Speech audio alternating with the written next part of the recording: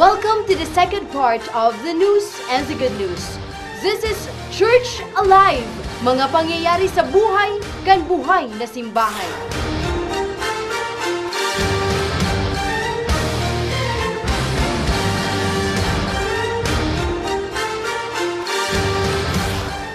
The most translated book in the world, ini ang Biblia. Alagad ini man ang pinakabihirang basahon kan mga paratubod ni Kristo. Ini ang luminawa sa pag-aadal kan Roman Curia kung saan ini man ang buot na matawan ni atensyon kan gigibuhon na 12th Ordinary General Assembly of the Synod of Bishops ngunyan na Oktubre. Sigon sa pag-aadal sa 3,000 major languages kan kinaban, igwanan in 2,454 language translations ang Biblia.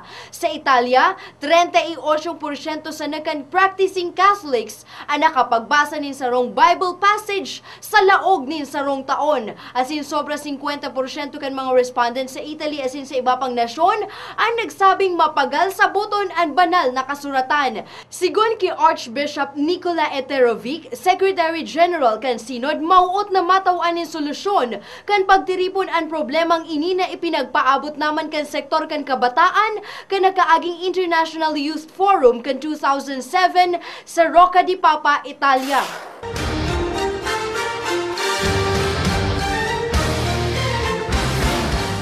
Inagyat kan Catholic Bishops Conference of the Philippines and political leaders kan Pilipinas na tawanin bagong kahulugan ang selebrasyon kan independensya kan nasyon sa paagi kan pagpapautob nin principle-grounded governance. Sigon ki CBCP President asin Haro Iloilo Archbishop Angel Agdameo, mauot nindang tabangan ang mga lider di gobyerno na makahanap nin mga paagi, tanganing makapagdara asin mamatean kan mga Pilipino ang tunay na katalingkasan. Sigon pa sa iya dakulang agyat ngunyan sa gobyerno ang pagpundo sa inhustisya asin graft and corruption, tanganing makatalingkas na ang Pilipinas sa pagkauripon kaini dahilan kan homelessness, unemployment, kawaranin na oportunidad sa edukasyon asin health insecurity. Idinagdag pa kaini na bago maging makatotoohan ang selebrasyon kan Independence Day kan Pilipinas, kaipuhan ngo nang maging makatotoohan man ang pro-poor programs kaini.